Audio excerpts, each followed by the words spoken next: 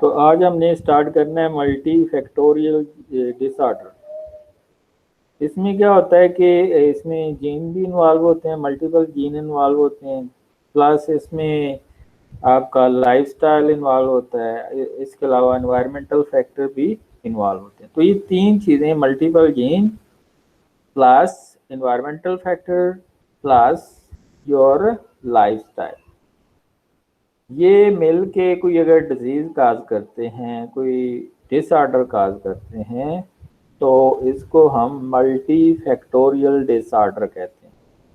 ठीक है, disorder caused by multiple genes along with additives such as environmental factor and lifestyle, इसमें एक lifestyle add कर लीजिएगा, आर कॉल्ड मल्टीफैक्टोरियल और पॉलीजेनिक डिसऑर्डर। तो इसमें एक से ज़्यादा जीन इन्वॉल्व होते हैं। मसलन अगर आपने पढ़ा है सिस्टिक फाइब्रोसिस को, पढ़ा है सिकल सेल एनीमिया को पढ़ा है, तो उसमें एक जीन इन्वॉल्व होता है, यानी कि वन जीन अगर म्यूटेशन हुई है उसके अंदर तो वो डिजीज होती है। इसमें मल्टीपल जीन जो है इन्वॉल्व होते हैं, प्लस इसमें इन्वायरमेंटल फैक्टर भी आ जाता है और बंदे का लाइफस्टाइल भी आ जाता है। इसमें जो फर्स्ट डिग्री रिलेटिव्स होते हैं share on average 50% of their genes. जो 50% मसलन ये जो कज़न मैरिजेज होती हैं उनमें 50% जो है ना जीन्स एक ही फैमिली के शेयर हो जाते हैं, तो उनमें ज़रा ज़्यादा होती है परसेंटेज जो है डिजीज़ की होने की। फॉर एग्जांपल अगर कज़न मैरिज होते हैं तो उसमें ये डिजीज़ जो ये है पॉलीजेनिक डिजीज़, ये 5 to 10% चांसेस हैं, और अगर कज़न मैरिजेस नहीं है लाइक चाचा मामा है तो उसमें 0.5 to 1% चांसेस हैं कि ये डिजीजेस हों। इसमें एक ऑर्गन सिस्टम भी इफेक्ट हो सकता है या मल्टीपल टिश्यूज भी इफेक्ट हो सकते हैं। तो एक्चुअली सर फर्स्ट लेवल में कौन कौन से आते हैं? अगर चाचा मामा सेकंड में है तो फर्स्ट में सर कौन से आएंगे? भाई बहन के बच्चे जो होते हैं, भाई बहन के, भाई बहन से तो मैरिज नहीं होती सर। ब्रदर एंड सिस्टर के जो बच्चे होते हैं, बहरहाल जो भी है, तो उनके अगर बच्चों की शादी होती है तो ये फर्स्ट रिलेटिव्स हैं। ठीक है, और अगर कज़न है यानी कि चाचा का बेटा है या दूसरा है मामी का, तो ये सेकंड है। तो अगर ब्रदर्स चिल्ड्रन या सिस्टर चिल्ड्रन की शादी होती है तो वो फर्स्ट रिलेटिव लाएंगे। तो इसमें रिस्क फैक्टर कौन से हैं for coronary artery diseases? Uncontrollable कौन से हैं जो आप कंट्रोल नहीं कर सकते? फैमिली हिस्ट्री, यानी कि एक जीन चेंज हो गया है फैमिली के अंदर, एक से ज़्यादा जीन चेंज हो गए हैं, तो उसका आप कुछ नहीं कर सकते, उसने ट्रांसफ़र हो नहीं आगे।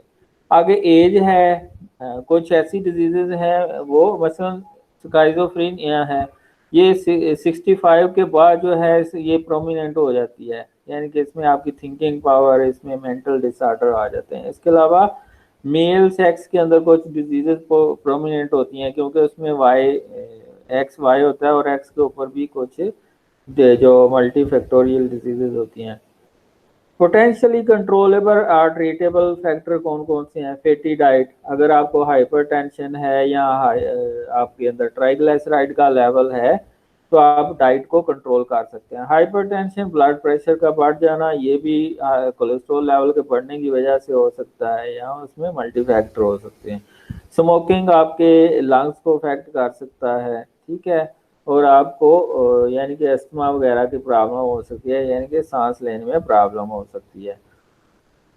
हाई सीरम कोलेस्ट्रॉल, ये भी बड़ा इम्पोर्टेंट है क्योंकि हाइपर कोलेस्ट्रोलिनिया क्लॉट बनाएगा और ये कार्डियोवास्कुलर डिजीज की तरफ लेके जाएगा।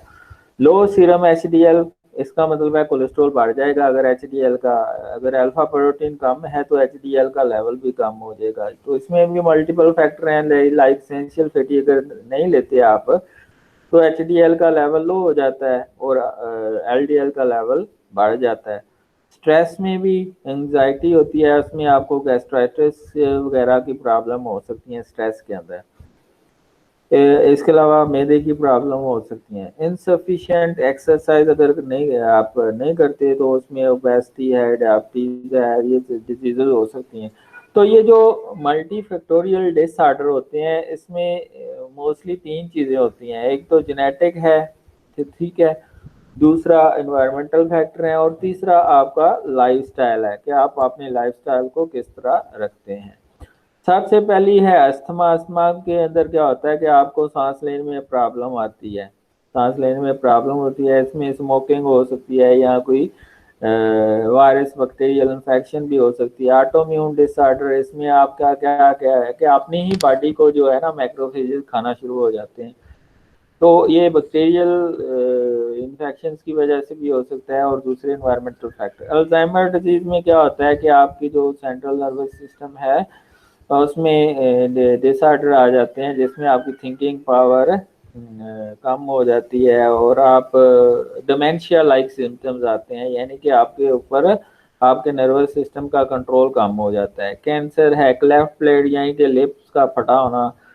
कार्डियक डिजीज ये भी है, डायबिटीज मेलाइटस, एपिलेप्सी क्या होती है, तो इसमें भी सेंट्रल नर्वस सिस्टम की डिजीज है, झटके लगते हैं बॉडी को। हाइपरटेंशन है, इंटेलेक्चुअल डिसेबिलिटी है, इनफर्टिलिटी है, ओबेसिटी है, रूमेटिक अर्थराइटिस, ये जॉइंट्स में स्वेलिंग आ जाना, ये भी जो है इसमें स्किन का भी फिर वो डैमेज शुरू हो जाता है और पेन होता है जॉइंट्स के अंदर।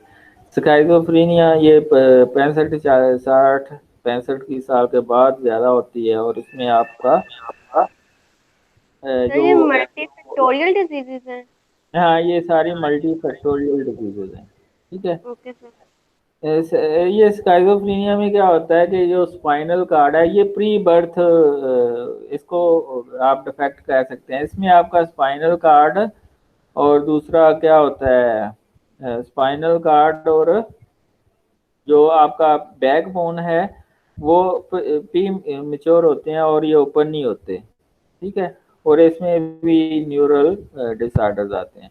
ट्रीटमेंट क्या है, genetic disorder are rarely treatable, क्योंकि अगर जीन लेवल पे चेंजेस आ गई हैं उसको आप ट्रीट नहीं कर सकते। Gene therapy is sir being tested to treat genetic disorder. Gene therapy में क्या होता है कि आप एक हेल्दी बंदे का जीन लेके अब नॉर्मल बंदे के अंदर एंटर कर देते हैं। इसके अलावा बोन मैरो ट्रांसप्लांट भी हो सकता है, मेडिकेशन भी हो सकती है, एंजाइम रिप्लेसमेंट थेरेपी भी हो सकती है। मसलन किसी को अगर गोचर डिजीज है जिस एंजाइम की डेफिशिएंसी से, ग्लूकोसाइरिब्रोसाइडेज एंजाइम की डेफिशिएंसी से, तो इसको अगर आपने ठीक करना है तो आप इसको दे सकते हैं एज ए ट्रीटमेंट, ये जो ग्लूकोसाइरिब्रोसाइडेज है। Controlling of environmental factor, for example the effect of folic acid. मसलन प्रेग्नेंट वोमेन को क्या होता है कि फोलिक एसिड की रिक्वायरमेंट बहुत ज़्यादा है, तो इसमें हम जो है ना फोलिक एसिड अगर ज़्यादा देंगे तो ये वाली माइलो मेनिंगसील जो है ये वाली डिजीज जो है नहीं होगी, ठीक है। इसमें क्या होता है कि इसमें भी आपके न्यूरल डिफेक्ट्स आते हैं, रेड ब्लड सेल की कमी हो जाती है। अगली जो डिजीज है ये मोस्टली होती है मसल्स के अंदर, ठीक है, जिसको हम डिस्ट्राफिनोपैथीज कहते हैं। इसमें दो हैं, एक है ड्यूकिन मस्कुलर डिस्ट्रॉफी है, is associated with the most severe clinical symptoms. इसमें आपके किसी पॉइंट पे मसल मास लॉस हो जाती है और किसी पॉइंट पे ज़्यादा हो जाती है। मसलन ये जो जॉइंट्स के नीचे मसल मास होते हैं बाज़ औक़ात वहाँ पे ये मसल मास ज़्यादा हो जाती है। मैकनर muscular dystrophy has a similar presentation to Duchenne muscular dystrophy, but typically a later onset and milder clinical course.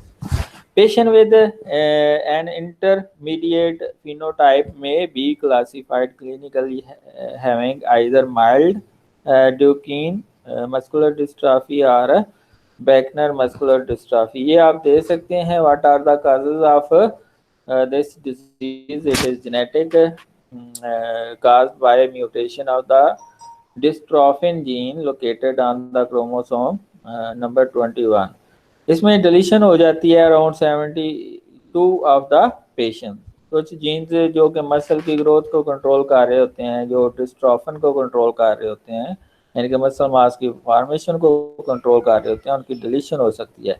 इसके अलावा पार्शियल जीन डुप्लीकेशन 6 to 10% जो है उसमें ये जीन जो है डुप्लीकेट हो जाते हैं और बाद का पॉइंट म्यूटेशन आ जाती है कोडिंग सीक्वेंस की वजह से, तो वो फिर ये डिजीज काज करती है.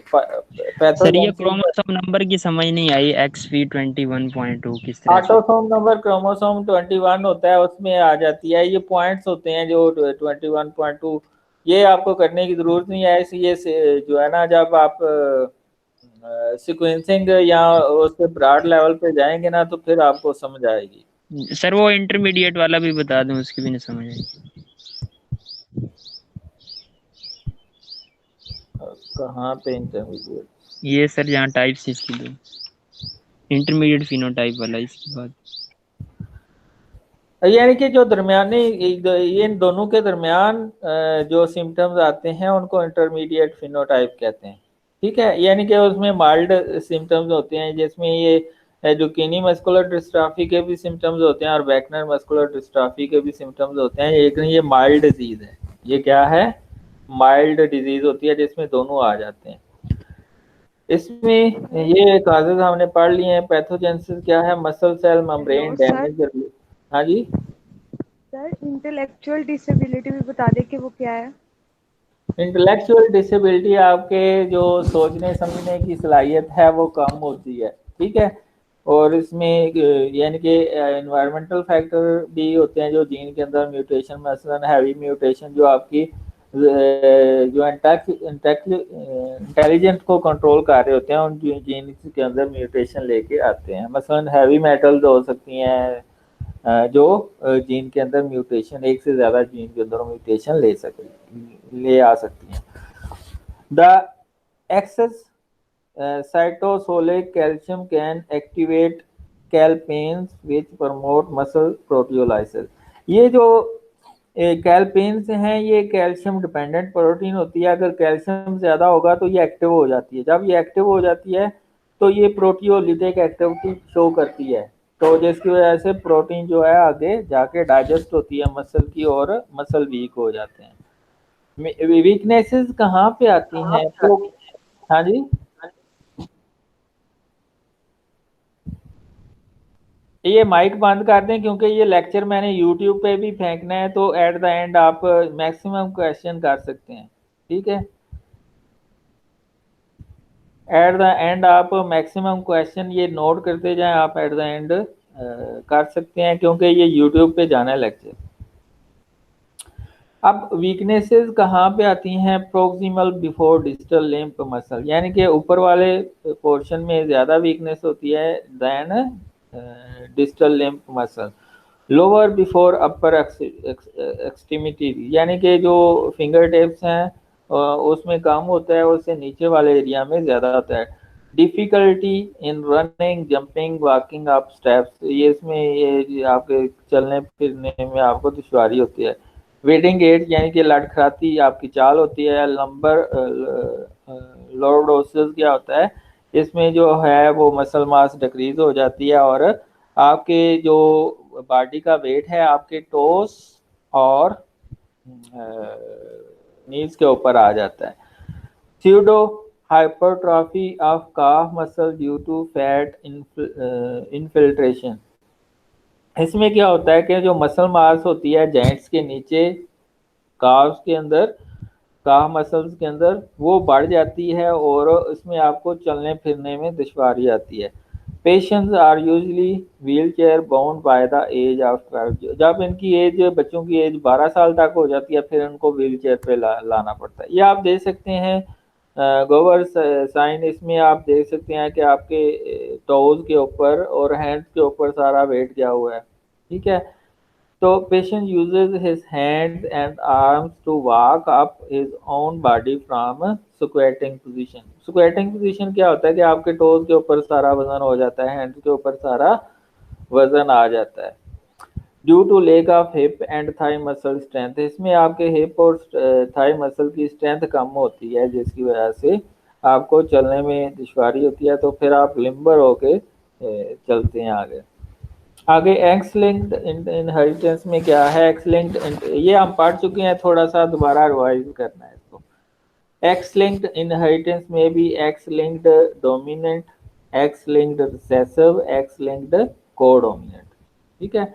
एक्स लिंक्ड डोमिनेंट क्या है कि अगर एक भी एलील आ गया है एक्स क्रोमोसोम के ऊपर, वो अपने आप को एक्सप्रेस करेगा। एक्स लिंक्ड रिसेसिव का मतलब है कि अगर दोनों लील होंगे दोनों क्रोमोसोम के ऊपर, तो फिर ही डिजीज होगी, वरना नहीं होगी। एक्स लिंक्ड कोडोमिनेंस क्या है कि एक्स और वाई होता है, अगर एक्स के ऊपर एक ही एलील आ गया तो वो प्रोमिनेंट हो जाएगा, ठीक है, और वो डिजीज काज करेगा।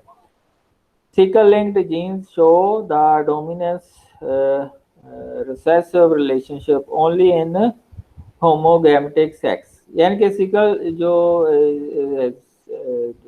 डोमिनेंस रिसेसिव रिलेशनशिप है, अगर रिसेसिव डिजीज है तो दोनों एक्स क्रोमोसोम के ऊपर एलील होना चाहिए, तो फिर डिजीज होगी। अगर एक के ऊपर है एक के ऊपर नहीं है, तो वो डिजीज आगे नहीं होगी। इसीलिए फीमेल के अंदर जो है वो कम होती हैं diseases as compare to male, because it can carry two allele at the sex linked locus, so the female can be homozygous और हेटेरोजाइगस। अगर उसमें दोनों लील है जो डिजीज कर रहे हैं तो वो होमोजाइगस होगा, और अगर एक नॉर्मल है और एक डिजीज कर रहे हैं तो वो हेटेरोजाइगस कंडीशन सर है। काइंडली स्लो पढ़ा दें, नहीं समझ आई स्लाइड की। इस जो गिवन स्लाइड है, ये सर एक्स लिंक्ड इनहेरिटेंस वाली। अच्छा, एक्स लिंक डोमिनेंट में क्या है? मसलन सिकल, ये जो है हेमोफेलिया है, ठीक है। हेमोफेलिया में क्या होता है कि ये एक्स लिंक्ड रिसेसिव डिजीज है, तो अगर इसके दोनों एलील होंगे एक्स एक्स क्रोमोसोम के ऊपर फीमेल के अंदर, तो डिजीज फीमेल को होगी। और अगर मेल है तो उसमें एक भी एलील चला गया क्योंकि उसमें वाई क्रोमोसोम है, तो इसमें क्या होगा? ये डिजीज मेल को होगी, ठीक है। लेकिन इसको एक्स लिंक्ड कोडोमिनेंट भी कह सकते हैं, ठीक है। और एक्स लिंक्ड डोमिनेंट में क्या है कि अगर कोई डिजीज है जो कि डोमिनेंट एलील की वजह से हो रही है, तो उसमें एक भी एलील चला गया है एक्स के ऊपर या एक्स एक्स के ऊपर, तो वो डिजीज काज करेगा, ठीक है। तो डोमिनेंट में क्या है कि अगर एक एलील भी किसी के अंदर चला गया है तो वो डिजीज काज करेगा। जो डिजीज काजिंग एलील है वो अगर एक भी चला गया, मसलन एक्स एक्स है, तो उसमें अगर एक भी एलील है जो बीमारी काजिंग है तो वो डिजीज काज करेगा। एक नॉर्मल है और एक डिजीज काजिंग है तो वो डिजीज काज करेगा। एक्स लिंक्ड रिसेसिव में क्या है कि दोनों जो एलील हैं वो होने चाहिए, क्योंकि रिसेसिव में क्या होता है कि जो डोमिनेंट है वो रिसेसिव को मास्क कर देता है, यानी कि जो नॉर्मल है वो डिजीज काजिंग एलील को मास्क कर देता है।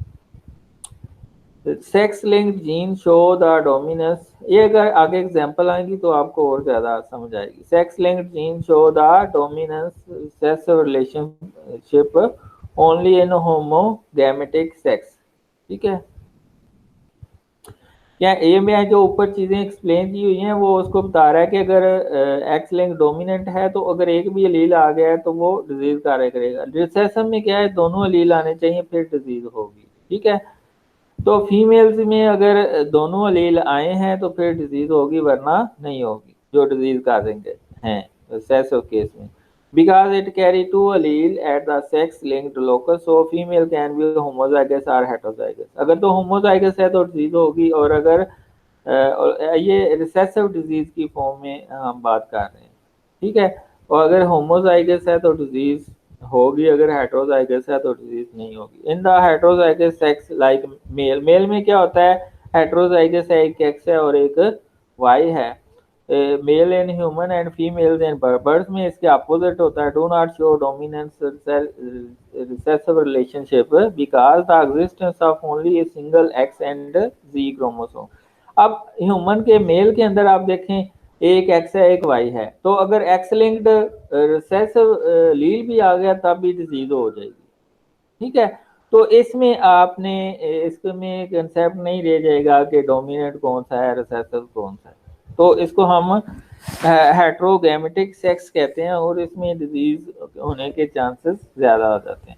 द टर्म हेमीजाइगस मैंने बताया कि अगर used for X-linked gene in male as they carry only one allele with regard to sex-linked trait। इसमें एक ही X क्रोमोसोम होता है तो इसको हम हेमीजाइगस कह सकते हैं, जिसमें एक क्रोमोसोम एक टाइप का और दूसरा डिफरेंट हो, उसको हम हेमीजाइगस कह सकते हैं। Pseudodominance क्या होती है? Is a phenomena in which a single copy or recessive allele is phenotypically expressed because a second copy of the gene is absent। ठीक है, जैसे कि हमने एक्स वाई में पढ़ा है कि इसमें एक ही कॉपी आ सकती है एलील की, दूसरी तो आ ही नहीं सकती क्योंकि दूसरा क्रोमोसोम वाई है। तो मेल के अंदर स्यूडोडोमिनेंस होती है, फीमेल के अंदर स्यूडोडोमिनेंस नहीं होती। This pseudodominance found in male in human and in female birds because they are hemizygous। Characteristics of sex-linked inheritance, ये अगर आपने पिछली स्लाइड को समझ लिया है तो इसमें आपको आसानी होगी। The frequency of individuals showing a recessive sex-linked trait is markedly higher in heterozygous sex than that in the homozygous homogametic sex. तो अगर आप देखें तो इंडिविजुअल जो जिनके अंदर हेट्रोगैमेटिक सेक्स होते हैं, मसलन मेल हैं और उनमें एक्स वाई होता है, उसमें ज़्यादा चांसेस होते हैं डिजीज़ के एज कंपेयर टू फीमेल जिसमें दोनों होमोगैमेटिक सेक्स यानी कि एक्स सेक्स होते हैं। तो मेल के अंदर क्योंकि एक भी अगर लील जो अगर रिसेसिव है या डोमिनेंट है वो आ गया तो डिजीज होगी। फीमेल के अंदर क्या है कि दोनों अगर डोमिनेंट है तो अगर तो एक भी चला गया तो डिजीज होगी, लेकिन अगर रिसेसिव है तो दोनों का जाना जरूरी है। तो मेल के अंदर तो ज्यादा रिसेसिव डिजीज यानी कि एक्स लिंक्ड जो डिजीजेज हैं वो ज्यादातर रिसेसिव डिजीज होती हैं, तो मेल को इसमें ज्यादा प्रेवलेंट है, मेल के अंदर इसकी प्रेवलेंस रेट ज्यादा है। तो होमोगैमेटिक सेक्स जो है वो फीमेल होती हैं जिसमें दोनों एक्स होते हैं, और हेट्रोगैमेटिक सेक्स कौन सा होता है? ये मेल होता है। The gene governing the sex-linked traits are not transmitted from male parent to directly to their male progeny। कहता है कि अगर जीन है मेल के अंदर जो डिजीज काज कर रहा है तो वो मेल के अंदर डायरेक्टली नहीं जाएगा, मेल के अंदर डायरेक्टली जा सकता है, फीमेल के अंदर डायरेक्टली वो नहीं जाएगा। The gene governing the sex linked trait are not transmitted from male parent to directly to their male progeny. White eye gene is not transmitted from male to male in Drosophila fly. ठीक है, कहता है कि जो mail का gene है वो mail के अंदर डायरेक्टली नहीं जाएगा सेक्स लिंक्ड ट्रेड्स में। अब सेक्स लिंक्ड ट्रेड कौन सी होती हैं उसकी एग्जांपल आगे आएगी तो उसमें आपको समझ आएगी। The sex linked genes are located on X chromosome only but not present in the Y chromosome. ठीक है, for example inheritance of sex linked characteristics does not follow normal segregation pattern। In human and Drosophila fly, male transmit its sex-linked genes to all its daughter। वो daughter में सारे gene जाएंगे लेकिन mail के अंदर कोई नहीं जाएगा। तो पिछली स्लाइड में इसने बताया हुआ है कि जो मेल है वो मेल को डायरेक्टली नहीं डिजीज काज करता, क्योंकि मेल जो है वो वाई क्रोमोसोम अगर भेजता है तो वाई क्रोमोसोम के ऊपर तो डिजीज काजिंग जो है जीन है ही नहीं, वो तो सिर्फ एक्स पे है, तो एक्स तो सिर्फ फीमेल में जाएगी, तो जो फीमेल से आगे मेल के अंदर ट्रांसफर हो सकती है, लेकिन मेल से मेल के अंदर डिजीज नहीं होती जो एक्स लिंक्ड होती है। क्यों? क्योंकि एक्स जो है वो एक्स आएगा वाई आएगा मेल से और एक्स आएगा फीमेल से, तो वाई के ऊपर तो एक्स वाला जो है वो है ही नहीं एलील जो डिजीज काज करेगा। तो इसलिए कहता है कि जो डिजीज है एक्स लिंक्ड वो फीमेल से फैलती है, मेल से नहीं फैलती। ठीक है, पहले जो जनरेशन है उसमें मेल से डिजीज नहीं फैलती, सिर्फ फीमेल से फैलती है। वो कैसे स्प्रेड होती है वो हम जब इसकी एग्जांपल करेंगे तो वो हम डिस्कस करेंगे। These daughter transmit their gene to half of their male progeny। अब हाफ में चांसेस है कि एक एक्स उसका नॉर्मल है और एक तो कैरियर है। जो एक्स जो होगा अगर अब नॉर्मल है वो वाई के साथ मिलेगा तो मेल के अंदर डिजीज हो जाएगी। तो इसकी रेशो 50-50 होती है। इसकी रेशो क्या होती है? 50-50% है कि नॉर्मल जीन ट्रांसफर हो और 50% चांसेस है कि अब नॉर्मल एलील ट्रांसफर हो। As a result, a sex-linked recessive gene is transmitted from male to its female progeny, and then half of the male progeny of such female. Thus, the sex-linked gene passes from male, female, and then back to male. This type of inheritance pattern is called criss-cross inheritance pattern. ये आप देखेंगे उसके अंदर haemophilia के अंदर। ठीक है, जब हेमोफिलिया की हम एग्जांपल करते हैं तो उसमें आप क्रिस क्रॉस ये रिलेशनशिप देखेंगे। In X link dominant both male and female carry can display the trait are disorder by having only one copy of the allele. For example beard pattern in poultry.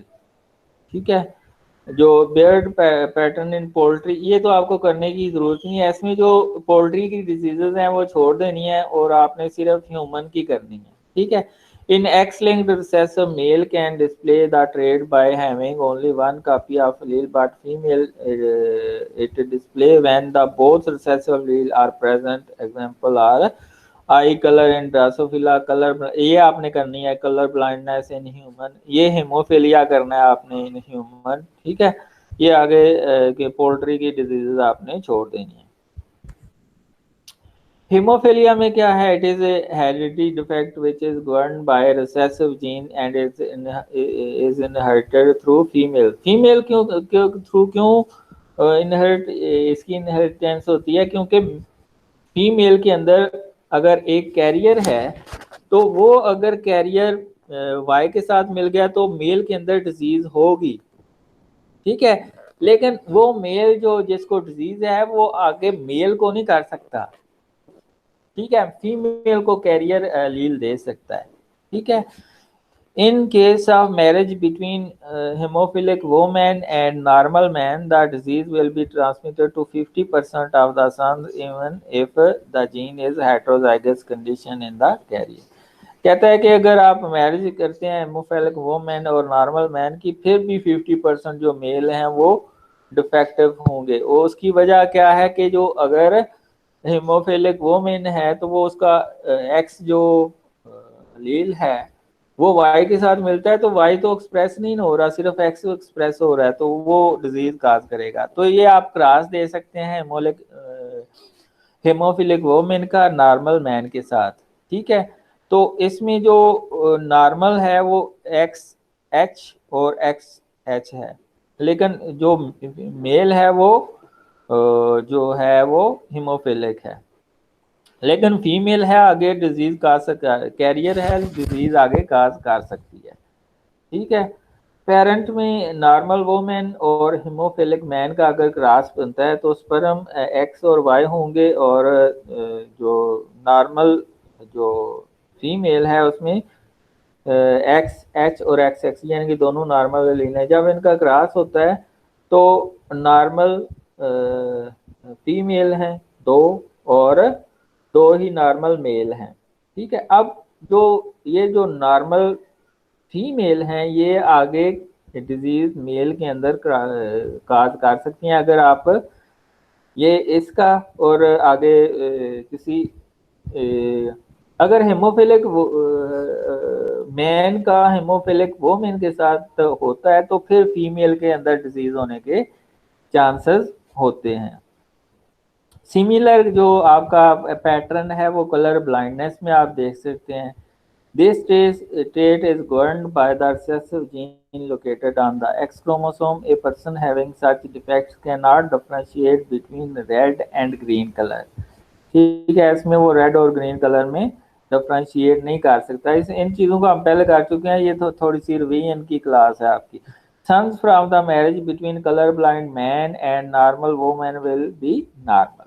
ठीक है, लेकिन but daughter will carry such gene in heterozygous condition के वो career होती हैं, वो आगे disease कर सकती हैं। किसके अंदर? 50% मेल के अंदर।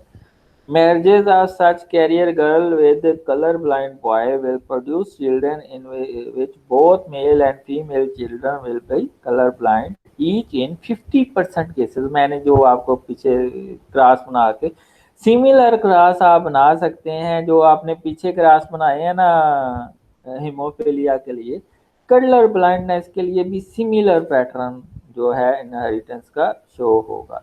अब gene linked with Y chromosome, gene linked with Y chromosome, non homologous portion of Y chromosome contain few genes. ठीक है, उसमें फ्यू जीन होते हैं और ये जो जीन्स होते हैं ये आगे मेल के अंदर लाजमी ट्रांसफर होने होते हैं।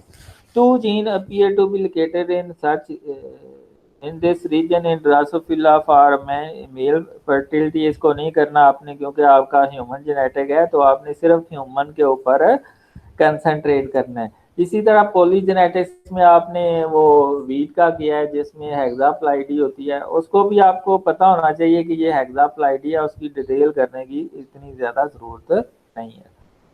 Genes which are present in Y chromosome are known as holandric genes. ठीक है, उनका दूसरा नाम भी है जिसको होलैंड्रिक जीन्स भी कहते हैं। 17 genes are present in the non-homologous portion of human Y chromosome और ये सिर्फ मेल सेक्स को कंट्रोल कर रहे होते हैं। Best example of holandric condition is the presence of excessive hair on ear in a man. ये भी क्या है, सिर्फ ये वाई के ऊपर होता है। ठीक है, एक्स क्रोमोसोम के ऊपर नहीं होता है कि कान के ऊपर बाल आ जाते हैं। The condition is known as hypertrichosis which is Y-linked character. Y-linked gene would be transmitted directly father to son and never appear in female। ठीक है, ये फीमेल में नहीं आते। Histoc compatibility genes present on the short arm of Y chromosome। ये Y chromosome के छोटे arm के ऊपर होता है। इसके अंदर सेक्स डिटरमिनेंट रीजन भी होता है, ये मेल कैरेक्टरिस्टिक को कंट्रोल कर रहा होता है। The ear on pinna of the ear in man has been interpreted as due to holandric genes। ये से वो सिंपल हो गया। आगे आ गया सेकंड लास्ट टॉपिक है sex limited trade. Sex limited trade, some autosomal gene express characteristics only one sex, male or female। ठीक है, तो ये जो सिर्फ मेल और फीमेल के लिए जो ट्रेड्स होती हैं जो सिर्फ एक्स क्रोमोसोम, मसलन लास्ट में हमने क्या पढ़ा है होलैंड्रिक जीन का, उसमें हमने जो एयर के ऊपर जो कान के ऊपर बाल आ जाते हैं ये सिर्फ मेल के लिए अंदर होता है, ये सिर्फ क्या है मेल के लिए। तो इसको हम कहते हैं सेक्स लिमिटेड ट्रेड, जो सिर्फ एक सेक्स के ऊपर, मसलन मेमोरी ग्लैंड्स हैं तो वो सिर्फ एक्स क्रोमोसोम के ऊपर होंगे, तो वो भी सेक्स लिमिटेड ट्रेट है वो, और वो एक्सप्रेस तभी होती हैं जब एक्स एक्स दोनों इकट्ठे आ जाएं। These are the autosomal genes but can be expressed only in a particular sex as their expression is limited to only one sex। पीछे एक एग्जांपल वो एयर की किया, और मेमोरी ग्लैंड जो कि फीमेल्स के अंदर होते हैं वो सिर्फ फीमेल के अंदर। They are called sex limited trait. ये सिर्फ कोई वाई के ऊपर होंगे कोई एक्स के ऊपर। Those states whose development is limited to only one sex are known as sex limited traits। Main characteristics क्या हैं? They express only in one sex but not in other sex। For example, mammary glands in female and hair on the ears, तो वो mail के अंदर होते हैं। Sex limited gene में be located either in the sex chromosome और autosome. ये sex chromosome के ऊपर भी हो सकते हैं, ऑटोसोम के लिए अंदर भी हो सकते हैं। Sex limited gene control the expression of primary and secondary sex characteristics. इसकी मैं आपको example they, for example milk production जो है वो मैमल के अंदर सिर्फ फीमेल के अंदर होती है, ठीक है। egg production in chicken, gene responsible for secondary sexual characteristics as well as primary sexual characteristics like development of air mammary glands, ये बर्ड्स के अंदर को feathering trait in birds। तो ये आगे डिफरेंसेस है between sex linked characteristics and sex limited characteristics. Gene located on the sex chromosome are known as sex linked. ये X के ऊपर भी हो सकते हैं, वाई के ऊपर भी हो सकते हैं। Can express in both the sexes, include characteristics not related to sex. Example: white eye in the Drosophila, hemophilia and color blindness in man। तो इसमें ये सेक्स लिंक्ड कैरेक्टरिस्टिक हैं, ये जो हेमीफिलिया है और कलर ब्लाइंडनेस है। सेक्स लिमिटेड कैरेक्टरिस्टिक्स जो सिर्फ एक्स या वाई क्रोमोसोम में या दोनों पे हो सकते हैं लेकिन एक्सप्रेस एक में होते हैं। Gene are located on sex chromosome or autosome, express only one sex, include primary and secondary sex, example milk production and egg production। That's all। आप जितने हो सकते हैं मैक्सिमम क्वेश्चन आप कर सकते हैं। हाँ जी, क्वेश्चनिंग आनी चाहिए। आप कोई आपके ऊपर बैन नहीं है। सर हिस्टोकम्पैटिबिलिटी जीन कौन सी होती है? हिस्टोकम्पैटिबिलिटी जिसमें आपका मैचिंग देखी जाती है। ये कौन सी स्लाइड पे है? सर ये वो जीन थी जो वाई जीन थी, इसमें होलेंड्रिक जीन उसमें है।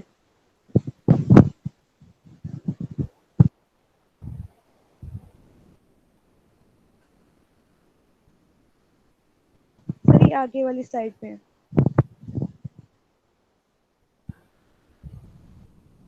हिस्टोकम्पैटिबिलिटी यानी कि जो इसकी अगर आप टिश्यू लेवल पे अगर स्टडी करते हैं, कैरियोटाइपिंग करते हैं वाई क्रोमोसोम की, तो ये short arm of Y chromosome के ऊपर होता है, यानी कि जो एयर्स होते हैं ईयर के ऊपर, वो short arms of human chromosome Y chromosome के ऊपर होता है। हिस्टोकम्पैटिबिलिटी यानी कि आप टिश्यू को चेक करते हैं, कैरियोटाइपिंग करते हैं। जी सर, थैंक यू। हाँ जी,